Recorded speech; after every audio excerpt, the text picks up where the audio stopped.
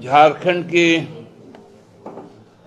इस प्रचंड विजय के साथ आप सबको मालूम है कि 28 तारीख को श्री हेमंत सोरेन जी के नेतृत्व में नई सरकार का गठन किया जाएगा और ठीक उसके बाद से ही झारखंड के करोड़ों वासियों की जो आकांक्षा है, जो आशाएं हैं, उनकी पूर्ति के लिए सरकार लग जाएगी। लेकिन इस विजय का जो परिणाम हमारे राजनीतिक प्रतिद्वंदी के पास हुआ, वो सही में अब भी लगता है कि लोकतंत्र के इस जनादेश को वो लोग पचा नहीं पा रहे। कल से भारतीय जनता पार्टी के जो इस राज्य में घुसपैठ किए थे, जिन नेताओं ने जो यहां के मूलवासी और आदिवासियों को दबाकर अपना नेतृत्व थोपा था, उनको ये बात हजम नहीं हो पा रही।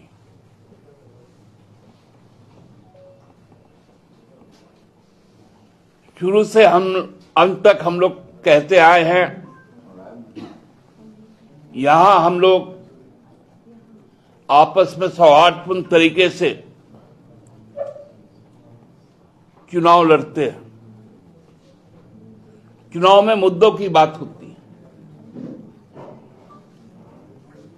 लेकिन जो घृणा की भाषा आज भी उनके मुंह से यलगार बनकर निकल रही है,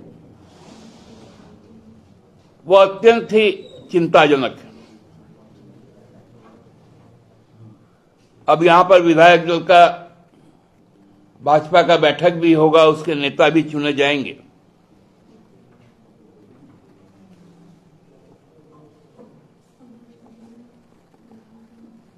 लेकिन जिन क्षेत्रों में जाकर सबसे ज्यादा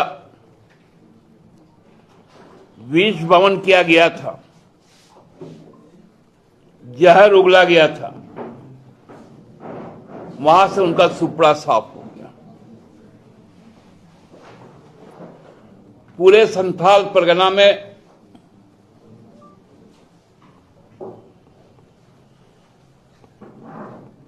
केवल रुदाली के लिए एक सीट मिला 18 में से।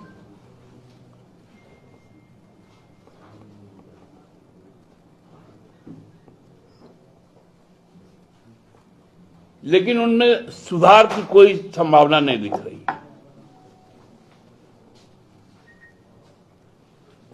जो व्यक्ति जब से विधायक बना था राजमहल से, वो अपने सरकार में रहते हुए भी इस बात को उठाता था, लेकिन सरकार उनकी भी जानती थी कि यहां कोई घुसपैठ नहीं है। लेकिन उसके जिद के कारण इस बार उनका केंद्रीय नेतृत्व इस प्रकार की बातें करने लगा।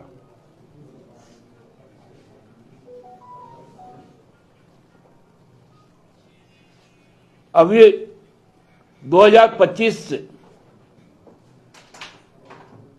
सेंसस होने वाला है।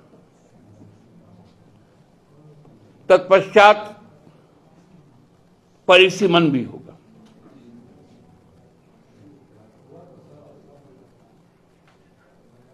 हम लोगों ने इसके पूर्व भी 2012 में जब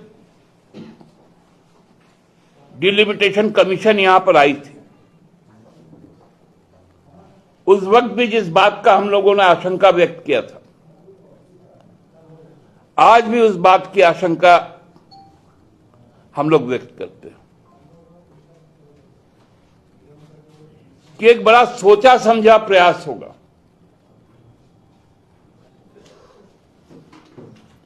कि यहां जो आदिवासी आरक्षित सीटें हैं,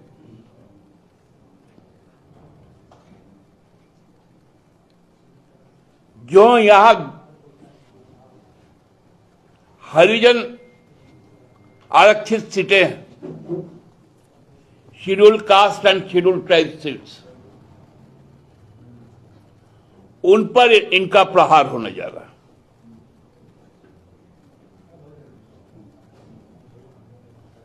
क्योंकि इन इलाकों के लोग इनको भाते नहीं, न दलित इनको भाता है, न आदिवासी इनको भाता है, न अल्पसंख्यक इनको भाता है, न युवा इनको भाता है, न किसान भाते हैं, न महिलाएं भाती।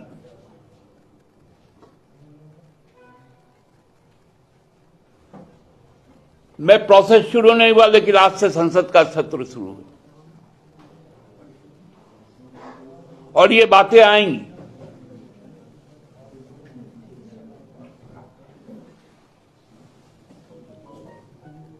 पॉपुलेशन सेंसस के पूर्व रजिस्ट्रार जनरल ऑफ इंडिया, जो इसकी जिम्मेवारी लेते हैं, उनको यह तय करना पड़ेगा कि हमारे इस राज्य में जो अनुपात में विधानसभा की सीटें हैं, उसमें आरक्षित सीटों का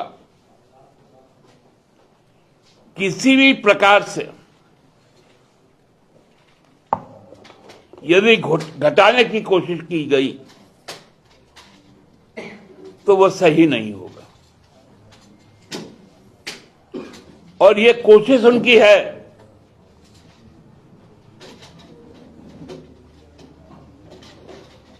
क्योंकि हम लोगों ने जब जब जो आशंकाएं व्यक्त की हैं,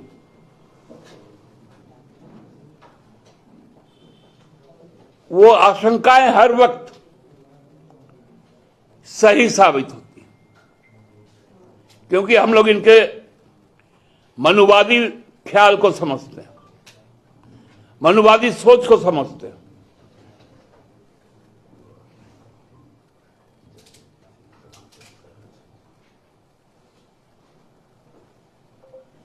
इनका पूरा प्रहार आप देखेंगे कि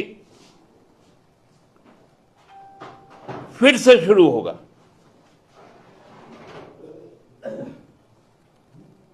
ये जानते हैं यहां के मूलवासी आदिवासी में जब तक दरार ना पैदा करो, धर्म के नाम पर, क्षेत्र के नाम पर,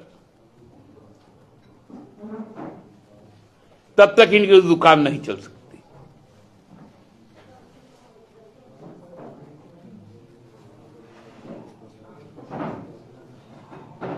यह गंभीर विषय है, क्योंकि संसद का सत्र आज से शुरू है। इसलिए इस आशंका से के साथ आप लोग के माध्यम से मैं व्यक्त करना चाहता था। आप सबको पुनः इस विजय के लिए, हेमंत सोरेन जी पर लोगों के आस्था व्यक्त करने के लिए हमारे सभी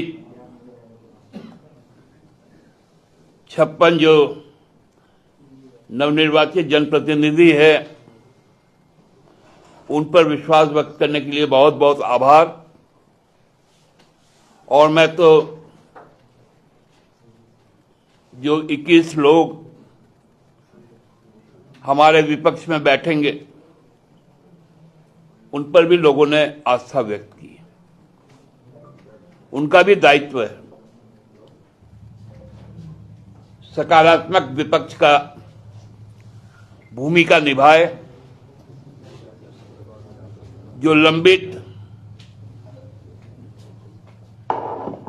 हमारी प्रस्तावित पास है और राज्यपाल के पास लंबित है, उनको केंद्र तक पहुंचाने में सकारात्मक भूमिका निभाएं।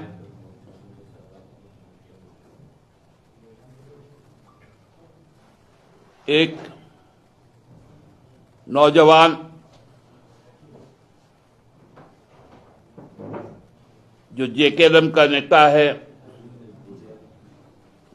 उनके प्रति भी लोगों ने और उनके प्रत्याशियों के प्रति भी लोगों ने जो विश्वास व्यक्त किया है, उनको भी चाहिए कि वो सरकार के साथ सकारात्मक दिशा में चले और एक हमारे माननीय जनप्रतिनिधि चुने गए हैं मांडू से, मैं तो उनको कहूंगा कि आपके नेता तो रोजगार देने वालों की सरकार बनाने चले थे, खुद बेरोजगार हो गए। कम से कम आपने ये तो समझा कि अब आपका नेता बेरोजगार हो गया है, तो आप उनको पुनर्रोजगार का योजना आपने पेश किया।